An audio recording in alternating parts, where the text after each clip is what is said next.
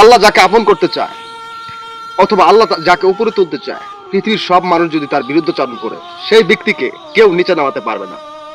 কারণ আল্লাহ পাক যদি তার কুদরতি চোখ দিয়ে কাউকে দেখে, সেই ব্যক্তি সম্মান, পদমর্যাদা, যে কোনো জিনিস হোক সে পাবে। আবার আল্লাহ পাক যদি কারো বিরুদ্ধাচরণ করা শুরু করে, সে ব্যক্তির এই দুনিয়াও শেষ, আখেরাত আখেরাত কিয়ামত তাও শেষ। তাই আমরা সব সময় আল্লাহ পাকের উপর বিশ্বাস রেখে প্রতিটি কাজ করার চেষ্টা করব। আল্লাহ পাককে বিশ্বাস করলে অবশ্যই আমাদের যে কোনো কাজে সফলতা আসবে, আর এই সফলতায় কেউ বাধাগ্রস্ত করতে পারবে না। কারণ আল্লাহ পাক হচ্ছে সকল শক্তির অধিকারী।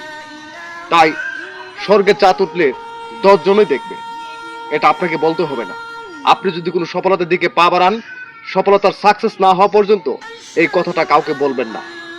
সফলতা সাকসেস হওয়ার পর 10 জনই আপনার প্রশংসা করবে। কারণ সফলতা হওয়ার আগেই যদি কোনো কাজের কথা আপনি অন্য মানুষকে বলেন, তাহলে আপনার সেই কাজে নাও সফলতা আসতে পারে। কারণ অনেক শয়তান কুচুকরি মানুষ আপনার পা ধরে নিচের দিক নামানোর চেষ্টা করবে। তাই ভাই, কাজে অগ্রসর না হওয়া পর্যন্ত কোনো সফলতার কথা মানুষকে বলবেন না। কারণ মানুষের কুচক, কুনজর, বদ চিন্তা আপনার সফলতা থেকে পিছপা হটানোর জন্য সহায়তা করবে। আল্লাহ হাফেজ।